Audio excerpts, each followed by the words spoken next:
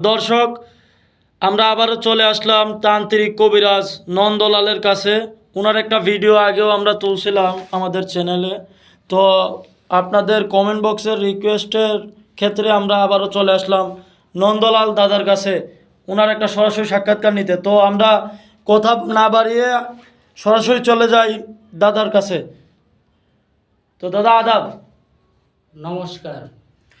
তো দাদা, আমরা শুধু ঢাকা থেকে আসলাম। আগেও আপনার একটা ভিডিও আমাদের চ্যানেলে, ইউটিউব চ্যানেলে আমরা পোস্ট দিছিলাম। তো অনেক দর্শক শ্রোতা আপনার দ্বারা বলে উপকৃত হয়েছে এবং কমেন্ট বক্সে আপনাকে আরেকবার দেখতে চাইছে। এই জন্য আমরা শুধু ঢাকা থেকে আসলাম। আপনার এই ঠিকানা ময়মনসিংহ, আপনার ঝিনাইগাতিতে চলে আসলাম আপনার এই সরাসরি একটা সাক্ষাৎকার নেওয়ার জন্য দর্শকের রিকোয়েস্টে। তো দাদা, আপনি আপনার পরিচয়টা যদি আপনার নিজে মুখে একটু বলতেন। আমার নামটা হচ্ছে তান্ত্রিক নন্দলাল, বুঝছেন? তো আপনার মোবাইল নাম্বারটা যদি একটু বলে দিতেন দর্শকের উদ্দেশ্যে, যে আপনার সাথে কিভাবে যোগাযোগ করবে দর্শক শ্রোতা। আমার মোবাইল নাম্বারটা হচ্ছে 01797455837।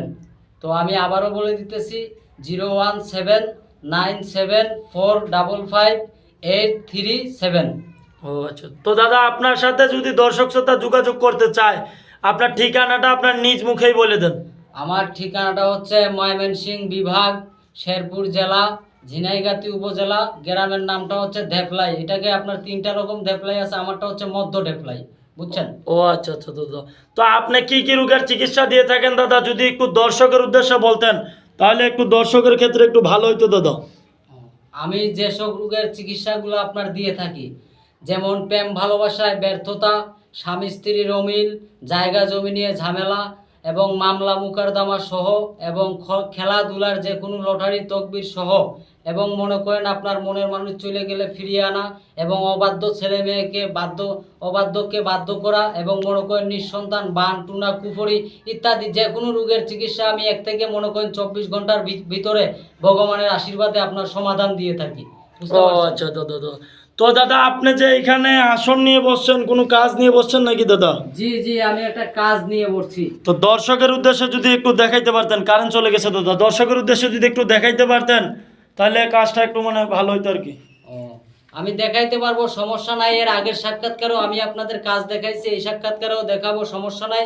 তো আমি আজকে যার নামের প্রতি কাজটা নিয়ে বলছি, তার নাম হচ্ছে সাব্বির হোসেন এবং মেয়েটার নাম হচ্ছে পায়েল, বুঝছেন? আমি তাদের নামের প্রতি একটা কাজ নিয়ে বলছি, যে আপনাদের ইউটিউব থেকে এই নাম্বারটা নিয়ে আমাকে ফোন দেওয়াতে কাজটা নিয়ে বলছি। আর আপনাদেরও ভাগ্য তকবির ভালো যে আপনারাও এসে হাজির হয়ে গেছেন। সমস্যা নাই, আমি আপনাদের কাজটা দেখাই। আচ্ছা দাদা, একটু কাজটা দেখান দর্শকের উদ্দেশ্যে। আমি দেখাই। তো দর্শক শ্রোতা, উনি কাজটা করতেছে, আমরা দেখতে পারবো, আপনারাও সরাসরি দেখেন জি, উনি জি, কিভাবে আমি কাজ কাজটা করে দেখাই। থাকেন। দেখান দাদা। মেরিবন সাগাতি করি, চলশিরে বন্ধ করি, পায়েলের নামের প্রতি আপনার সাব্বিরকে বাধ্য করি। আজীবন সাব্বিরের কথার ভিতরে যাবি না, পায়েল তুই আজীবন সাব্বিরের কথার ভিতরে থাকবি। মেরিবন সাগাতি করি, চলশিরে বন্ধ করি, পিলপিলে গলাকাটি ধাইনো সাবান আসাম দেই পাতি মদনার ফান। সাব্বিরের নামের প্রতি পায়েল তুই আজীবন বাধ্য হয়ে যাবি। সাব্বির যেইভাবে কবে পায়েল তুই ওইভাবে চলবি। পায়েল তুই সাব্বিরের কথার বাইরে যাবি না। মেরিবন সাগাতি করি, চলশিরে বন্ধ করি, পিলপিলে গলাকাটি ধাইনো সাবান আসাম যেই পাতি মদনার ফান। পায়েলের নামের প্রতি বন্দনা করি আজীবন, যত জীবন বাইসে থাকবি। পায়েল তুই সাব্বিরের কথার বাইরে যাবি না। মেরিবন সাগাতি করি, চলশিরে বন্ধ করি। চালনাটা আপনার ছাইড়ে দিছি, আপনার মনে করেন অগ্নিকালী সাহায্যে আপনার চালনাটা চলে যাবে। যত জীবন মনে করেন পায়েল মনে করেন সাব্বিরের কথার বাইরে যাবে না, কথার ভিতরে থাকবে। বুঝতে পারছেন আমার কথাটা দাদা? জি জি দাদা, সর্বনাশ দাদা, আপনি এখানে পানি ঢেলে আগুন তুলে ফেলছেন, সর্বনাশ দাদা। এটা কি ছিল দাদা? এটা আপনার অগ্নিকালী, বুঝতে পারছেন? যেমন মনে করেন অগ্নিকালীর সাহায্যে আমি কাজ করে থাকি, বুঝছেন?